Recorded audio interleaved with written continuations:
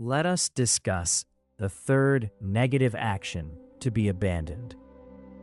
The following guidelines are intended for lay people.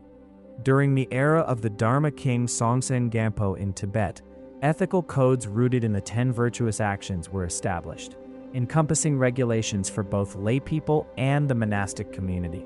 In this context, we focus on the behavioral guidelines applicable to lay practitioners, who, as householders, are expected to adhere to a proper moral framework. Specifically, to promote the 10 positive actions, the 16 pure human laws were issued by Songtsen Gampo.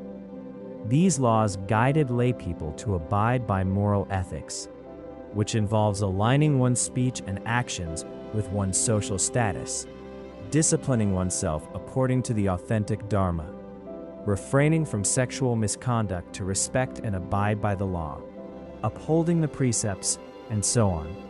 In fact, similar ethical principles existed in the Han areas of China as well, where, especially in ancient times, people paid particular attention to them.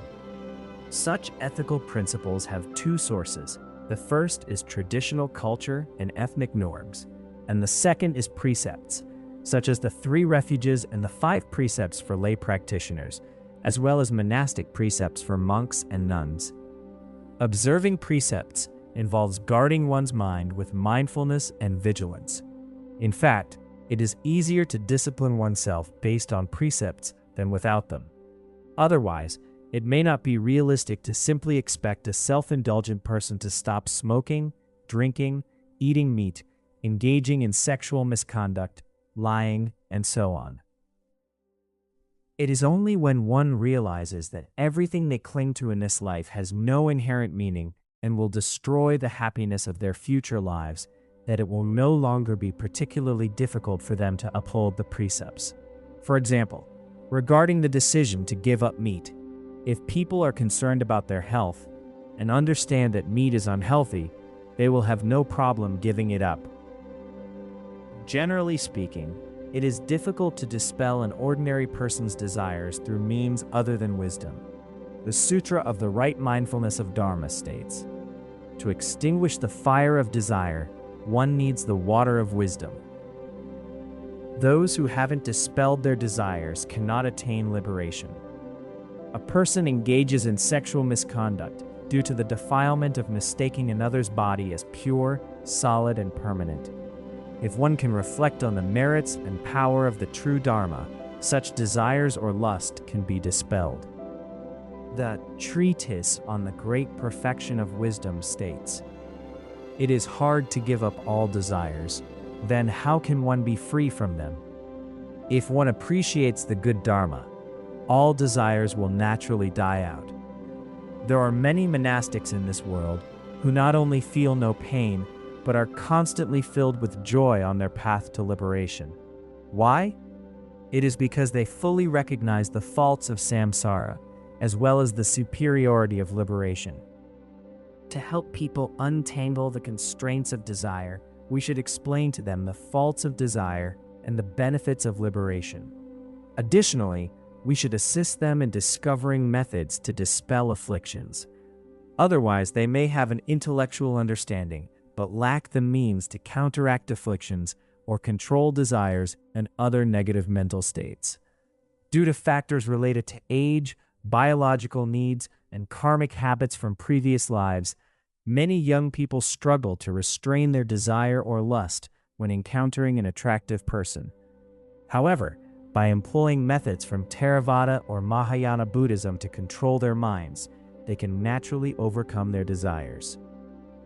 Moreover, if you assimilate the tantric view that the nature of afflictions is self-liberation, or if you actualize the state described in the Platform Sutra of the 6th Patriarch, that all afflictions are bodhi or enlightenment, you will not be defiled by afflictions. Additionally, you will immediately recognize the nature of your desire, anger, or ignorance as it arises. This awareness is in the nature of indivisible emptiness and luminosity. Consequently, you will attain profound realization and recognize the nature of all phenomena in this universe.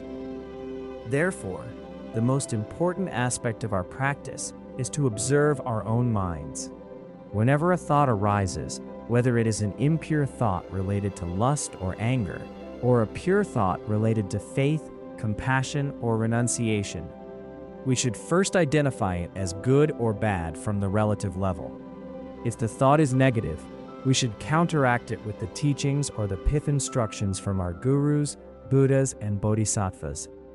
By doing so, our mind stream will be purified, becoming untainted, and eventually we will recognize the true nature of everything, including our afflictions. Some individuals find it challenging to follow the path of Dharma. Despite being Dharma students for over 20 years, their afflictions continue to grow day by day. Conversely, some feel that studying the Dharma is easy, as their minds underwent a drastic transformation soon after they encountered Buddhism. The change was so profound that they feel they have become entirely different people. Some of our Dharma friends belong to the second group. Their former colleagues and friends are often taken aback by the extent of their transformation after ordination. As lay people, they had harbored strong desires, anger, and other afflictions. However, they have now become gentle and calm. Their positive changes serve as an inspiration for others to have faith in Buddhism, convincing them that Buddhist methods of mind training are truly the most effective and prompting them to embrace the Buddhist path. Let's return to the root text. In ancient times, Tibetans followed ethical rules, and householders respected specific guidelines for laity. In the Sigalovada Sutra, which records the Buddha's advice to Sigalaka, the Buddha provides detailed explanations of family relationships and ethics, including the roles and responsibilities of both husband and wife. There are several Chinese translations of this sutra, and while the content of the different versions varies slightly, they all cover the core principles of being a couple. Then, how should a husband treat his wife? 1. Care for the wife. The husband should be considerate and care for his wife. Husband and wife should respect each other and treat one another with courtesy. It shouldn't be that they are inseparable at first, but later become sworn enemies. 2. Don't disrespect the wife. The husband shouldn't belittle his wife, and he especially shouldn't use harsh words with her. Many couples today fail to show mutual respect for each other, often neglecting even basic courtesy, which is not good. As Padampa Sangye said, it is a result of karmic affinity to be together as husband and wife.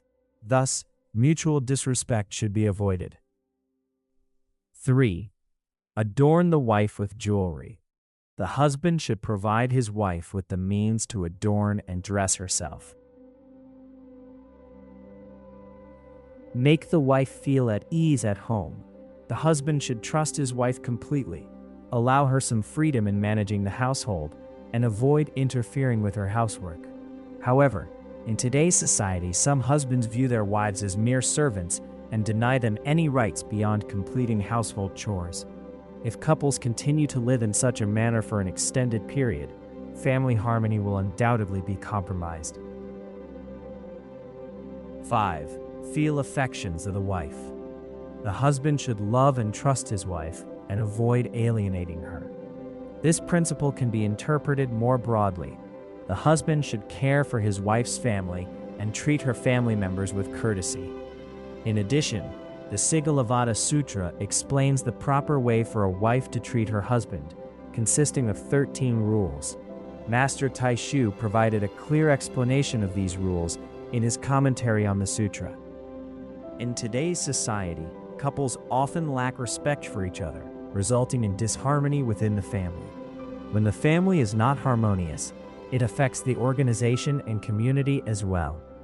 When there is conflict within the organization and community, peace within the country and the world becomes unattainable. Therefore, it is crucial that we prioritize our behavior. It is especially important for couples to adhere to ethical guidelines. Otherwise, if one partner engages in an affair, it can lead to numerous problems and karmic consequences. Master Yingguang explains the 12 faults of sexual misconduct in his book, The Valuable Reference on Longevity and Health. According to the text, these negative actions can harm family ethics, personal morality, reputation, family honor, lives, mental well-being, social norms, hidden merits, fame, longevity, the grandfather, and the wife. As a result, sexual misconduct harms not only others, but also oneself. Furthermore, wrongdoers will not receive protection from divine protectors. Therefore, lay practitioners should uphold the pure precepts of the 3 refuges and 5 precepts. Monks and nuns are expected to abstain from sexual activity entirely. The Madhyama Agama states, diligently practice the observance of chastity, actively engage in the wonderful practices. One will become purified and untainted, and be free from sexual desire and misconduct. A true monastic should diligently observe sexual chastity so that the body and mind become pure and untainted. They should avoid the greed that causes endless suffering in this life and in many lives to come, and completely refrain from sexual acts. The most severe form of sexual misconduct involves causing others to break their vows. Additionally, sexual misconduct includes actions associated with specific individuals, locations, and situations, such as masturbation, engaging in sexual relations with someone who is married, committed to another, or with a legitimate partner under inappropriate circumstances such as in broad daylight, during a one-day vow observance, illness, distress, pregnancy, mourning, menstruation, or postpartum recovery, in the presence of representations of the 3 jewels, with parents, other forbidden family members, or a prepubescent child, in the mouth or anus, or with an animal or a corpse. Many lay people claim to have taken the 3 refuges and 5 precepts, but perhaps due to their lack of Dharma training, many of their actions do not align with the Dharma. In fact, after taking the precepts, it is crucial to learn the detailed lists of observances, which are of utmost importance. If you can avoid sexual misconduct and provide beds, sheets, or blankets to those who uphold pure precepts, you will be reborn in the Pure Land in your next life. Avoiding sexual misconduct means not engaging in sexual relations with someone who is married, or having sexual relations with your wife at inappropriate times and places. The Mahaparinirvana Sutra states, if one commits no adultery with other women, has no sex with his wife in inappropriate places and times, and offers bedding to precept holders, this person will be reborn in the land of the immovable one. Therefore, lay people should understand the various types of sexual misconduct concerning place and time and eliminate them altogether. In fact, some householders choose to practice sexual abstinence. Mahatma Gandhi, the esteemed leader of India's nonviolent independence movement, was one such individual.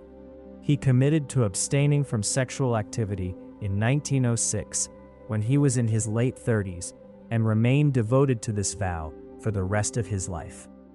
Another example is Emperor Wu of Liang, who ceased sexual activity around the age of 50. In the Ode on Pure Activities, he stated, "I don't have intimacy with my concubines." As you can see, even householders with social status and power can lead a very pure life and uphold the 3 refuges and 5 precepts. Of course, Gandhi did not necessarily adopt the Buddhist 3 refuges and 5 precepts, but other spiritual traditions in India also have precepts that are similar to or even stricter than those in Buddhism. It is greatly beneficial for one to discipline oneself through traditional norms or religious precepts. However, as Mipham Rinpoche noted in his commentary on Shantarakshita's Ornament of the Middle Way, some so-called precepts serve merely worldly purposes, while others are simply folk taboos. Although these are not true precepts in the context of Buddhism, we should not completely discard them if they can be of assistance to us. Unfortunately, today's younger generation does not pay much attention to this. They no longer resemble their ancestors, who adhered to certain rules and norms. As long as these young adults can eat well, dress well, and indulge in sensory pleasures, they tend to act without a sense of what is permissible or not permissible. It is crucial for us to follow both worldly and transcendental rules so that we can understand what to do and what not to do. This is very important. The above section discusses the negative actions of sexual misconduct that should be avoided. Since this topic is addressed more extensively in my teachings on the aspiration to be reborn in the pure realm of Sukhavati, I have provided only a brief explanation here. There are 3 types of lies: ordinary lies, major lies, and phony lama's lies. First, ordinary lies refer to any false statements deliberately made to mislead others. Lying is detrimental. Some people deceive others with lies when running a business, and this habitual tendency may continue even after they have taken ordination. Although they know lying is wrong, it is difficult for them to completely break free from this habit. In the 8th volume of the Sutra of the Right Mindfulness of Dharma, the Buddha explains the faults of lying. One of the verses states, "If a person is dishonest, he is like a dog, as said by the noble ones. If a person says no real words, he is considered inferior among the inferior ones. If a person speaks without credibility, they are behaving like a dog instead of a human. In fact, some dogs bark with credibility. They will not bark unless there is a legitimate situation, such as a thief being nearby. A dishonest person is inferior, or even the worst among the inferior." From this scriptural evidence, we understand that many prominent individuals are actually small figures because they tend to lie. If you lie frequently, others will not trust you. As the saying goes, once bitten, twice shy. If you deceive someone once, they will always remember it. Even if you stop lying to them, they will remain cautious and mistrustful. Influenced by your surroundings and education, some of you had a habit of lying before studying the Dharma or taking ordination. Although your teacher may have instructed you not to lie, you instead acquired the skill of deceit, leading you down a difficult path in life. Now that you have encountered the Dharma, you should begin anew and strive to be as honest as possible. Unless there is a compelling reason, it is advised not to tell lies. You should understand that lying is not only a wrong deed, as stipulated by the Buddha, but also an inherent wrong deed. Anyone who lies should confess and purify the negative karma. Otherwise, they may be reborn in a lower realm, which is a terrifying prospect.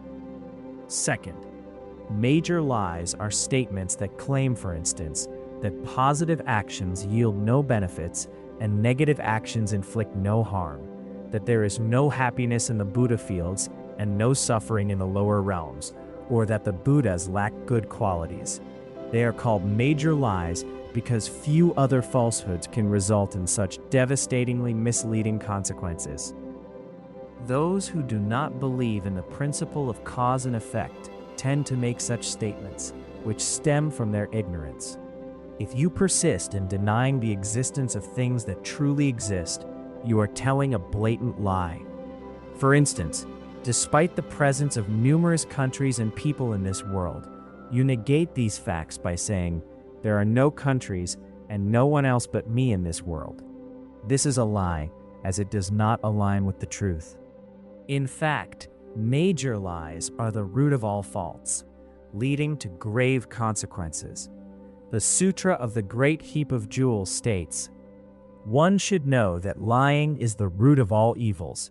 It ruins the observance of pure precepts and leads to rebirth in the 3 lower realms. Therefore, you should not think that it is acceptable to lie. Specifically, you should avoid telling major lies, such as positive actions bring no merit and negative actions bring no harm.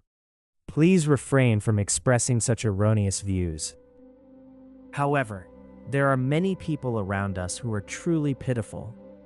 They appear to live lives filled with abundant happiness, status, and wealth. But everything they do and say is nothing more than an illusion within an illusion. They have committed numerous wrongdoings, yet they remain unaware of this. Patrul Rinpoche states, "The Buddha teaches that all phenomena are like dreams or illusions. What people are chasing after are illusions within illusions that are completely unreliable. Many sentient beings cling to illusions and deny the truth, which is indeed lamentable." Third, phony lamas' lies refer to any false assertions claiming to possess qualities and abilities such as achieving the bodhisattva stages or having clairvoyant powers. There are individuals who have not yet realized the 5 paths and 10 stages, yet they claim to have attained Buddhahood. Such individuals might create a photo of themselves atop a lotus with a halo around their heads. They then show this photo to others, proclaiming, "I have attained Buddhahood." They do not believe in the principle of cause and effect, and simply say and do whatever they wish. This is exactly as described in the Shurangama Sutra, claiming to have obtained, yet not having obtained, claiming to have realized, yet not having realized. In this context, having obtained and having realized refer to supreme transcendental qualities, not a worldly certificate or skill. These phony lamas' lies will result in severe karmic consequences. Nowadays, a charlatan seems more welcome than a noble one. When a great master who upholds pure precepts, possesses supreme wisdom, and behaves impeccably, visits a large city, he may receive neither respect nor requests for his teachings. However, a charlatan who has neither qualities nor wisdom, but merely pretends to be inscrutable and enlightened, will attract tens of thousands of followers who become his loyal fans. Recently, I read the book Exploring the Traces of the Mind, authored by a Tibetan. The book points out the misconduct of a very small number of so-called tulkus in Tibetan Buddhism. It also discusses the importance of practice and the extraordinary greatness of Tibetan Buddhism. I still remember several charlatans' tricks revealed in the book. An ordinary householder from the Kham area was fined Chinese yen 20,000, approximately USD $2,600 for theft. Unable to pay the fine, he decided to dress as a monk and traveled to the Han areas of China, pretending to be a Dharma master. In doing so, he deceived many people and received hundreds of thousands of Chinese yen in offerings. Upon returning to his Tibetan hometown, people asked him, "How did you make your fortune?" He joked, "Thanks to my cleverness and the blessings of the Buddha's monastic robe, I, a Tibetan thief, became a Dharma master in the Han areas." From his response, we can infer that some masters indeed deceive many disciples who, due to their lack of wisdom, mistake a charlatan for a guru. As a Tibetan saying goes, the possessions of the unmeritorious fall into the hands of the unenlightened. Conversely, a meritorious person will offer their wealth to a genuinely noble master or sangha, the supreme field of merits, ensuring that the one making these offerings gains immeasurable merits throughout their lifetime and beyond. Here is another story from the book. A charlatan tulku went to teach in a Han area of China. When his disciples asked him what the great perfection was, he, having no clue about it, carelessly replied, "Isn't the great perfection something to eat?" His disciples appeared surprised at his answer, and he then slyly added, "I'm just kidding. Because of this dependent origination, I can now bestow upon you the empowerment of the great perfection." Enveloped by his disciples' earnest expectation, this tulku recited a love song by Tsangyan Gyatso, the 6th Dalai Lama, in Tibetan. White crane, lend me your wings. I will not fly far. From Lithang I shall return. Meanwhile, the Tulku made gestures of empowerment and concluded the so-called empowerment of the Great Perfection. His disciples believed they had received the most profound tantric empowerment, so they were extremely happy. However, a disciple inadvertently recorded the empowerment process. When the audio was eventually shared in the Tibetan region, it was revealed that he had used a love song to bestow empowerment. Of course, such a phenomenon cannot be generalized, and this tulku does not represent all practitioners of Tibetan Buddhism. Nor do the disciples who received the empowerment represent all faithful believers in the Han areas of China. We shouldn't deny the authenticity of all empowerments simply because of a rare case that occurred with a few individuals.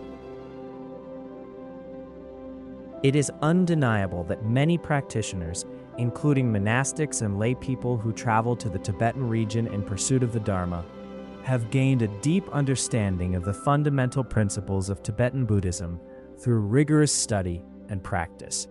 However, we cannot ignore the fact that some disciples, without adequately examining the guru, rush to receive empowerment in a manner akin to a hungry dog devouring a piece of meat. Such occurrences have happened in the past, continue to happen in the present, and will likely happen in the future. In fact, relying on a guru in Buddhism is very different from appreciating a worldly figure. When it comes to a worldly singer or superstar, all you need to do is buy a ticket for their concert in a stadium, as long as you don't mind spending money. If you don't enjoy the show, you can simply stop following this person, which is completely acceptable. Establishing a connection with a Buddhist guru has significant implications for your present and future lives. Therefore, before following a guru, ensure you have thoroughly examined that person. Otherwise, you may be easily misled by all kinds of lies. Some people who enjoy lying are quite eloquent. Although they deceive themselves and others, they can change the minds of many individuals. Recently, some monastics who had been long-term Dharma students in the Tibetan region experienced rapid changes in their thoughts and behavior after attending a lecture by a Dharma teacher. When I heard about this, I felt that although these individuals had been in the Tibetan region for more than 10 years, the Dharma had not yet permeated their minds. What did that Dharma teacher say to them? He asserted that the entity of precepts does exist in Chinese Buddhism and is quite extraordinary. According to this Dharma teacher, he went to India and debated many eminent masters of Tibetan Buddhism. He claimed to have spent 7 days studying the Vinaya Pitaka before the debates and argued the Tibetan masters into silence. After listening to what he said, many audience members felt his talk was remarkable and made a lot of sense. The Dharma teacher did not imply that Tibetan Buddhism was negative. Rather, he aimed to highlight the purity of precepts in Chinese Buddhism. There is nothing wrong with him expressing this viewpoint. However, it is somewhat exaggerated to claim that he silenced Tibetan masters through argument. Why? Because if he had only studied the Vinaya Pitaka, he might not have had a comprehensive understanding of all aspects of the precepts in Chinese Buddhism. I think Master Hongyi's comments on the entity of precepts in Chinese Buddhism may carry a hidden meaning. In this regard, a fair position would be that we should not judge the precepts in Chinese Buddhism and Tibetan Buddhism. In fact, differing views and arguments exist not only among lineages of Tibetan Buddhism, but also between Chinese and Tibetan Buddhism, as well as among different schools of Chinese Buddhism. While we should conduct an objective analysis of these differing views, we must avoid elevating ourselves too much. When hearing that the Dharma teacher had argued his counterparts into silence, many people considered him extraordinary. But are they being a bit too hasty in their judgment? Shouldn't they reflect on the Dharma teacher's words a bit more? Of course, I am not saying that the precepts passed down by Buddha Shakyamuni don't exist. I simply want to emphasize that there are debates on this issue among different lineages and schools in both Tibetan and Chinese Buddhism, particularly regarding how the precepts were transmitted in these traditions. However, if you are looking for scriptural evidence used in those debates, it may be quite challenging to find it in the Vinaya Pitaka. Many people claim Chinese Buddhism is so great because it includes the Shurangama Sutra, the Diamond Sutra, and so forth. This argument is not valid, as both sutras also exist in Tibetan Buddhism. Some practitioners of Tibetan Buddhism assert dharmas are so extraordinary that Tibetan Buddhism surpasses other forms of Buddhism. Such statements are also quite one-sided. If you wish to emphasize the superiority of the dharmas and the extraordinary nature of the pith instructions, it is perfectly acceptable to express that view. For those who have attained realization through studying the Platform Sutra of the Sixth Patriarch, this sutra may seem more significant than any other Buddhist scripture. However, they cannot claim that other Buddhist teachings are inferior. Therefore, it is essential for you to engage in more listening and contemplation of the Dharma. Otherwise, your thoughts and actions may easily be swayed. Only through long-term listening, contemplation, and continuous practice can a firm conviction take root in your mind, leading to unwavering faith. Without this, your faith is likely to fluctuate like a reed in the wind. For instance, if others praise something, you may quickly agree and say, "Yes, you're right. That's absolutely correct." Similarly, if someone speaks highly of a guru, you may become enthusiastic and say, "Really? Then I should rely on him immediately." I also feel that he is incredibly compassionate. The first time I saw him, I almost wanted to cry. In fact, we should carefully examine a teacher before following them. Certain individuals falsely present themselves as enlightened masters or siddhas to mislead others. They boast of having visions of specific deities or having made offerings with gratitude. Some Dharma practitioners declare, I have had a vision of this or that." Most of them are just phony lamas' lies. Therefore, I hope Dharma students refrain from making such statements without compelling reasons. Otherwise, people will question your credibility. According to the precepts of Buddhism, even if you have had a vision of a certain deity, you cannot share it carelessly with others. However, many people are quite daring.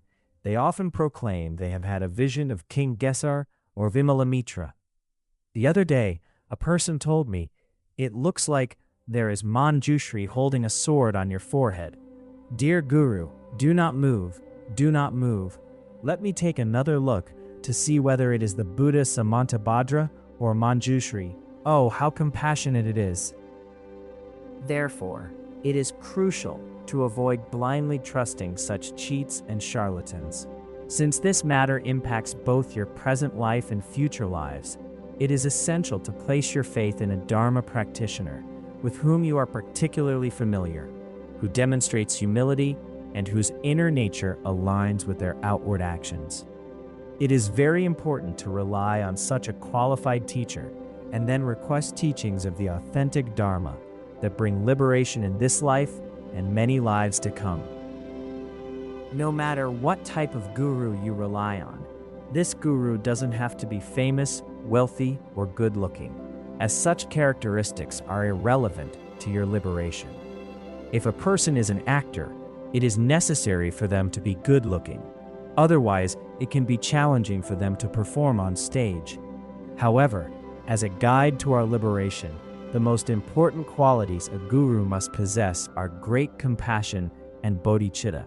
They should have authentic Dharma to guide their disciples and practice the Dharma impeccably and faithfully.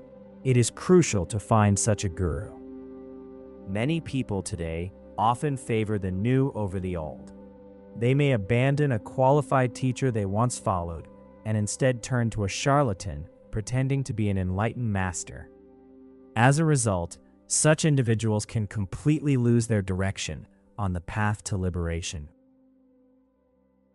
I once read an article about a person who encountered a seemingly compassionate master at a Dharma assembly. This person, skilled in writing, drafted a brief introduction of the master to aid in his Dharma propagation in the Han area of China. The master was very pleased with the writing and asked this person to compose a longer biography.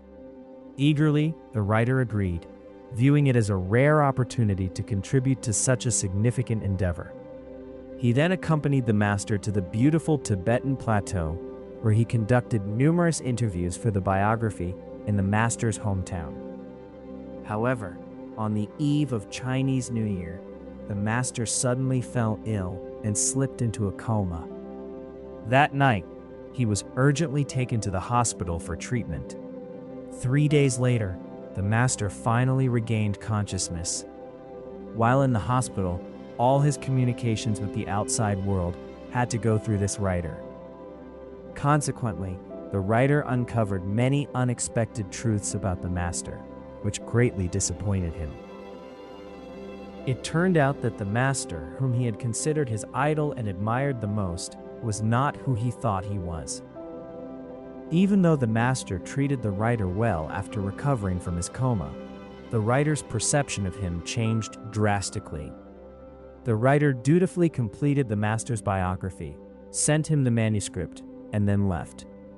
The writer had once eagerly wanted to be ordained, but after this event, he abandoned that intention. Through this story, we can see that a person may end up feeling regretful and even compromise their commitment to liberation if they blindly follow an unfamiliar guru. Alternatively, they might have too many conceptual thoughts, causing them to miss the true hidden meaning of the guru. As such, one should thoroughly examine the guru before deciding to follow them. Otherwise, it is easy to become entangled in a web of mutual slander, resulting in harm to oneself and others, which serves no purpose. Of course, when examining a guru, we cannot solely consider external appearances. In general, some ordinary individuals possess a limited form of clairvoyance, a tainted, concept-bound clairvoyance that is inconsistent and only occasionally effective. In contrast, pure, untainted clairvoyance is attainable only by realized beings who have reached sublime levels, making it exceptionally rare and difficult to achieve. Therefore, a disciple shouldn't simply believe a person's self-promotion when they declare they have clairvoyance. For the guru, lying brings obstacles to their practice. If the guru wants to maintain and protect the image of Buddhism in themselves, they would be better off avoiding lies. Even if you have had some dreams or experiences, you shouldn't share them carelessly with others. I once heard a master say that he had been teaching for over 40 years. In the first 10 years, he had to prepare for teaching, but after that, he relied solely on his spiritual experience. He claimed that he no longer needed to read books and that the Buddhas and Bodhisattvas spoke through him. If this were indeed the case, we should sincerely admire him. According to Chagme Rinpoche, even if a teacher is an ordinary person, the Buddhas and Bodhisattvas merge with him when he teaches. Nevertheless, one might want to speak modestly. If you have extraordinary qualities, there is no need to proclaim them deliberately. People will recognize them directly or indirectly. Many great accomplished practitioners in history would not admit to their exceptional qualities. For example, the great Jigme Phuntsok Rinpoche always told others, "I am not the reincarnation of the great Terton Lerab Lingpa, 1856 to 1926. I don't have clairvoyance, nor do I have the capacity to validate a tulku. I haven't validated any tulku in my whole life." Despite this, we all know the level of respect people had for Jigme Phuntsok Rinpoche and his contributions to Buddhism. As practitioners of Mahayana Buddhism, we have the responsibility to spread the Dharma and benefit sentient beings. We should practice what we preach and have a clear understanding of what we should say and do. If we spend our days speaking nonsense, perhaps a few unwise disciples may initially follow us. However, this will not last because only wise and compassionate words can truly benefit all beings. Therefore, regardless of our identity, we must understand and abide by fundamental moral and ethical principles. Currently, some Buddhists' words and actions can make people feel uneasy. Specifically, some lay practitioners tend to say things like, "I saw a ghost," "I saw a demon," or "I saw a bodhisattva." For instance, one lay practitioner claimed, "Avalokiteshvara instructed me to pursue the Dharma in the Tibetan region. When I arrived in Barkham, Avalokiteshvara appeared once again." At first glance, his level of realization may seem higher than that of Longchenpa, as Longchenpa's biography does not mention any extraordinary experiences. However, the lay practitioner then began to criticize others, saying, "This person has treated me unfairly. What a terrible driver." This is quite disappointing.